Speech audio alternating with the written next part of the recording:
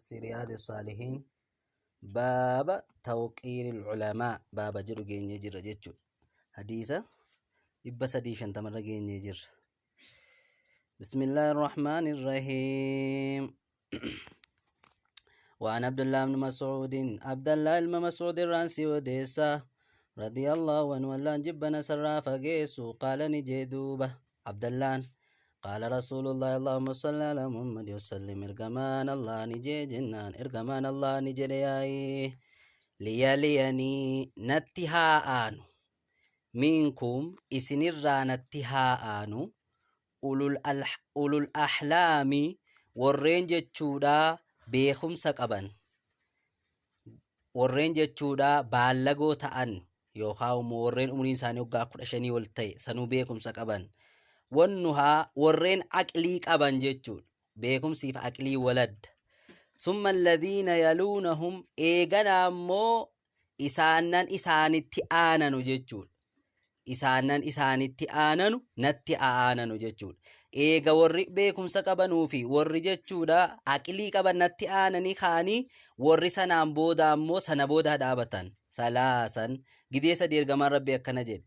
Wa iyyaakum lubbuu keessan fageessa wahshiyaatil aswaaqi hoca magaalaarraa immoo lubbuu keessan fageessa fawookaa'ummoo falmii magaalaarraa hoca magaalaa wociturraa lubbuu keessan fageessa. Akkas jechuun saffii keessa yeroo dhaabattan yeroo dhuftanii masjiida keessa seentan akka magaalaan wocitu ta'uurraa immoo lubbuu keessan fageessa. Akkas hin ta'inaa jechuudha.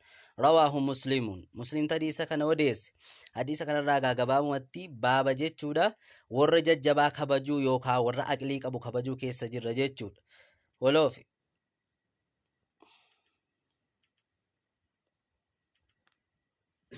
hadiimni 351ffaan waan Abi Yahyaa abbaa Yahyaa irraa waqiila jedhame Abii Muhammad Sahal ibn Abii Hathamata jedhame بفتح الحاء حاء جنة قراني المهملة كتقان قمن جيجو وإسكان الثاء سكون ثائتين قراني أبي حثمة جنة المثلثة تقاس دي خني قبض الأنصاري إني أنصار خني تيجيجو دا أبي حثمة تانكون رضي الله عنه الله جبنا سرافة جيسوك قال نجد انطلق نديمي عبد الله بن سهلين عبد الله المسهلي نديمي ومحيسة بن مسعود محيسة المسعود اللي نديما إلى خيبر جرى خيبر جتون جرى جندا جرى بيا جتون ويومئذ قياسا إن كيستي صلحي تتهاد جتون صلحي تتهاد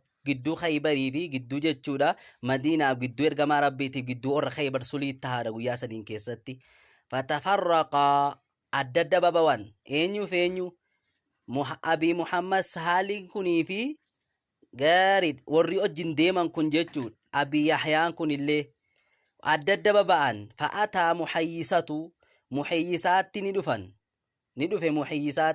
محيسات ندفن جيتشود إلى عبد الله بن سهالين غار عبد الله المسهالي ندفن وهو حال عبد الله المسهالي يتشحط gangalatuun fi damihi dhiiga isaa keessaa haala ni gangalatuun qatiilan ajjeefamaa haala ta'een du'ee dhiiga isaa keessa isaa gangalataa jirutti dhufe eenyutu itti dhufe muhayyisaan jechuudha.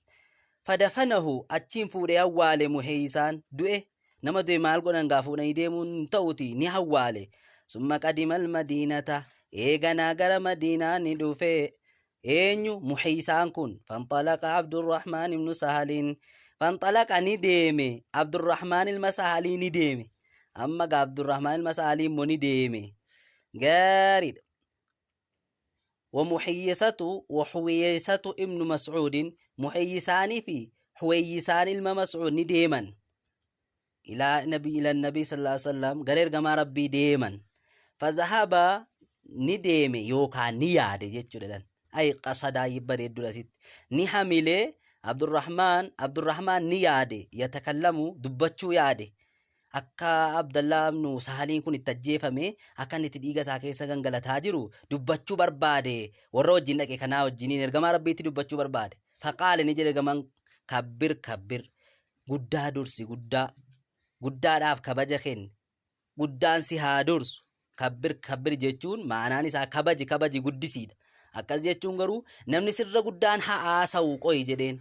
Wahuwaa haala inni eenyu Abdurrahmaan haala ta'een ahadasul qawmi hirra dhiyoo ormaa namuma reefa sallamu jechuudha. Fasakataa achiin callise. Fatakallamaa ni dubbatan. Eenyuuf eenyu muhayyisaanii fi huwayyisaan ni dubbatan. Faqaala ni jedhe ergamaan akka jarriitti akka namtichitti du'e itti manigaa ergamaa rabbii itti ergamaa rabbii akkana wajjiniin biyya Khaybar dhanne yeroo nuti biyya Khaybar adda adda xiqqoodhuma tokko baanee alan walitti deebinu Abdallaan ajjeefame dhiiga isaa keessa gangalata.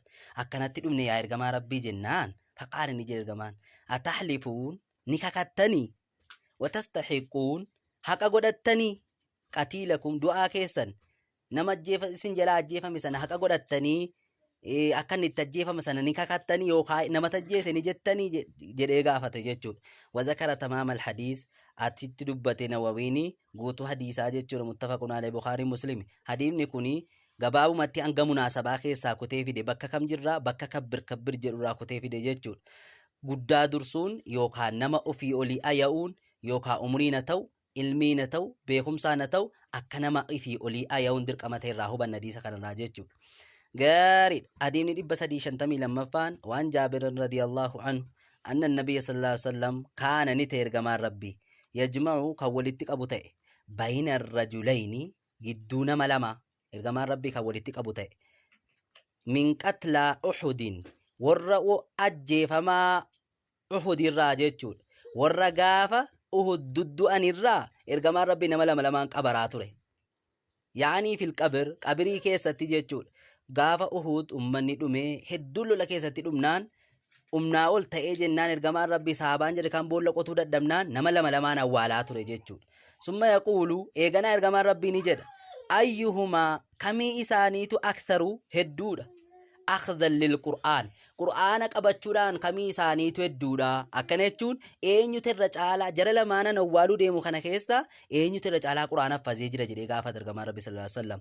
Faayidaa ushiira lahu yeroo isaaf akeekamee laa isa kanatu caala jedhame ilaa ahadihimaa gara tokkoon isaaniitti yeroo ishaaraan godhameef qaddamahu isa fuudhee dursa ergamaan rabbii fil lahadii keessatti illee isa dura awwaala jechuudha. Lahadii keessatti illee isa irra caalaa qur'aanaaf fazee qabu isa irra caalaa qur'aana beeku dura buusee awwaala ergamaan rabbii sallallahu alaihi wasallam. Rawaahul Bukhaarii hadiisa kana odeesse. Gabaabumatti hadiisa kanarraa illee wanni nuti fudhannu namni beekumsa qabuu fi namni qur'aana qabu akka inni imaama ta'ee fi akka inni dursamuu qabu irraa hubanna jechuudha. Gaarii yarfa'illahu alladhiina aamanuu akkuma jedhu minkum walladhiina uutul ilma darajaat. حديث دب سديف شنتمي سدفان وان ابن عمر رضي الله عنهما أن النبي صلى الله عليه وسلم ألوف قال نجد أراني أن أفن أرجع إرجما ربي في المنام أراني يجون نن أرجع أن أوفما يجوسات في المنام منام كيست أتسوكو إتون سواكت لونو فرجع إرجما ربي صلى الله عليه وسلم بسواكين سواكان فجاءني يا بونتي دفه دوبا رجلان قربان لمنتي دفني جنان قربان لمنتي دفن أحدهما تكون سلماني أكبر الرقدا خانته من الآخر إسا تكان الرئيس خان الرجنان الرقدا خانته نمي لما نتي دفن كنو الرقدا خانته توكو إسا توكر فناولت نن هيت أدي السواك سواكي كي ينهيت أدي أنا سواكي سواكتا نميلا منتي دمنان سواكي كان ننيت أدي كنو دا جدي الأصغر إسا تقاتي نيت أدي إسا تقاتا كنو جدي فقيل لي أچي نانجد أمي كبر قدا درسي إسا قدا داف كني نانجد أمي فدفعته أچي نان كني إلى الأكبر غرا إسا قداتين كني منهما إسا اللمان الرا إسا تقاتي سنسلهي تتارو ديسين كبر إسا قدا درسي نانجد أمنان isa guddaadhaafin kenne suwaaka sana manaama keessa illee jedhe Rasuulli sallallahu alaihi wasallam. Gaarii rawaahu Bukhaarii wa Muslim hadiisa kana odeessee Bukhaariin immoo taaliiqaan odeessee jiran hadiisa kanarraa illee gabaabumatti fudhannu maali jennaan namni guddaan durfamuu akka qabu jechuudha. Namni keenya iyyuu duraanuu aboo jechuudha nama guddaa kabajaa nama guddaa beekumsa jechuudha hin qabne iyyuu irra caalaa inni nama guddaa innaan hin kabaja jechuudha hadiisumaan jira. hadiisuma ergamaa rabbi sallallahu alaihi wasallam baaba nama gurguddaa kabajuu baaba xiqqeessuu dhabuu keessa jirra waan ta'eefu jechuudha. Waan Abii Muusaa radiyallahu anhu qaala rasuulullah sallallahu alaihi wasallam ergamaan Allahaa ni jedhe inna min ijlaalillah guddina milikkita guddina rabbiirraayi milikkita guddina rabbiirraayi ibaaraan tokko gaaf tokko immoo inna min ijlaalillaahi rabbiin guddisuurraayi jechuudha. Taalaa rabbiin sun haala ol taateen maaltu ikraama guddisuun zishayba saahiba arrii guddisuun nama arrii qabu ati kabajuun ati nama arrii qabu guddisuun nama arrii qabu ulfeeffachuun kee guddina rabbiirraayi yookaa guddina rabbii beekuurraayi jechuudhati. Zishaybal muslim nama jaarsa nama harrii qabu nama muslimaa guddisuun kee wahaamilil qur'aan nama qur'aana baatullee guddisuun kee kabajuun kee nama qur'aana baatullee kabajuun kee milikkita guddina rabbiitti nama qajeelchurraa yookaan milikkita ati guddina rabbii beekurraa jechuudha. Gayra lagaalii keessaa bahaa isa hin taane jechuudha. Isa isaa bahaa hin taane fi quraana saniin keessatti akkas jechuun isa quraana sana haffazee kee ittiin bakka adda addaa dhaabatu bakka haraamaa dhaabatu yookaan bakka hin taane dhaabatu sana kan hin taaneen jechuudha. Waljaafi anu isarraa goggogaa kan hin taane quraana sanatti hojjechuu dhiisee irraa garagalaa kan hin taane nama quraana qabullee kabajuun guddisuun guddina rabbii beekurraa jechuudha. Wa ikraamu dhis sultaan kabajuun ammas nama mootummaa qabu saahiba mootummaa almuqsit isa haqa dalagaa ta'e mootummaa isa haqaan dalagaa ta'e illee guddiftee kabajuun baaba milikkita guddina rabbiitti qajeelchu yookaan ati guddina rabbii beekta jechuu sii kennudha jechuudha. Hadiisun hasanun rawaahu Abu Daawuda Abii Daawud hadiisa kana odeessee hadiisni kuni hasanii jedhanii sayya ta'uu dhabullee shawaahida hedduudhaan sahiya ta'aa jedhan gaarii. وعن عمر بن شعيب عن أبيه عن جده رضي الله عنه قال رسول الله صلى الله عليه وسلم إرجمان الله نجد ليس منا نرامتي جد إرجمان ربي صلى الله عليه وسلم من لم يرحم نمني رحمة قولين صغيرنا لا تكاكين نمني رحمة قولين نمني تكاكين جالتين نمني سبيين جالتين نرامتي نمني توكو سبيين جالت نمني سبيين جالت مسلمة متي ويعرف خنين بيكين شرف كبيرنا كبجانا مقدا كينيا خنين بيكين nurraamiti jedha Rasuulli sallallahu alaihi wasallam. Nurraamiti jechuun muslima miti jechuudha. Akkam jechuudha namni guddaan sharafa qaba kabajaa qaba kabajaa isaa sana kabeekeen guddisin nurraamiti. Hadiisun hasan hadiimni kun hasanii sahiha rawaahu Abu Daawud wa Tirmizi وقال الترمذي ترمذي نجده حديث حسن صحيح hadiimni kun hasanii sahiha jedha. وفي رواية أبي داود رواية أبي داود كيست حق كبيرنا رواية جرتي haqa nama guddaa keenyaa jechuudha. Haqa nama guddaa keenyaa haqa guddaa keenyaa namni beekeen kabajin nurraa miti muslima miti jechuudha.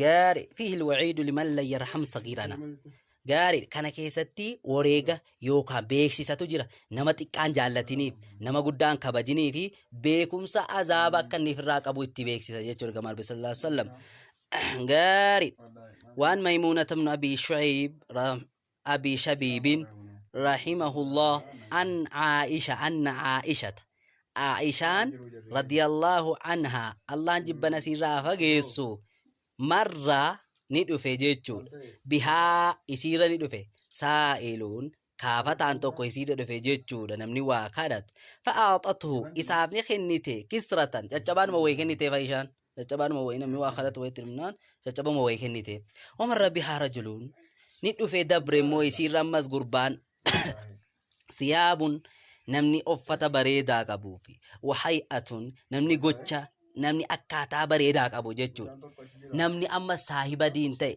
نمني دين بيكو ويججون فأقعدته إساني تيستفته فأكل نياته فقيل لها يسيدان نجرمه في ذلك وايساني كيستي سيدان نجرمه سسيني إساسان أكسمان دبرسيته إسا خنمو إسا بريدي دي مخنمو تيستي نياتشفته خنام نغافتمته فقالت نجت قال رسول الله صلى الله عليه وسلم إرجمان ربي نتاي أنزل نجد إرجمان ربي أنزل الناس نمك أبسيسا منازلهم صدركا إسانيتي نمك أبسيسا nama beekumsa qabu, nama akkaataa jechuudha qur'aana qabatee jiru bakkuma qur'aani malu kaa, nama jechuudha akkaataa isaatiin kaa jedhe ergamaa Rabbi sallallahu alaihi wasallam. Nama guddaas bakkuma guddaa, nama xiqqaas bakkuma xiqqaa, nama irra ol caaluun akkasitti jiraachisaa jedhe Rasuulli sallallahu alaihi wasallam. Rawaahu Abu Daawud, Abi Daawud odeesse. Laakiin akkana jennu malee qaala ni jedhe. Maymuun ni jedhe lam yudrika Aishaa mun qaqqabannee jedhaa jira.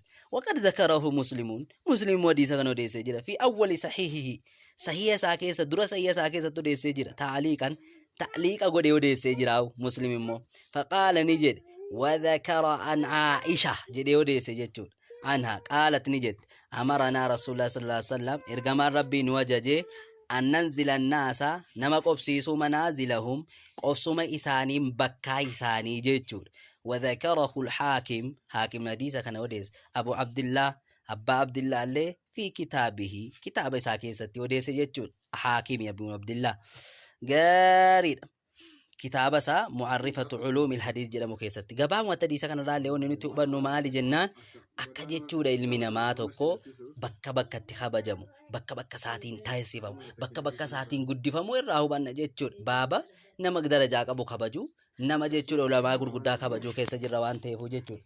Inshaallah amma bakka kana bullaa hadiisa kanarraa eegalla boroo Rabbi jedhe wasallillahumma ala nabiyyina Muhammad wa ala alihi wa ashabihi ajma'in wa billahi tawfiq.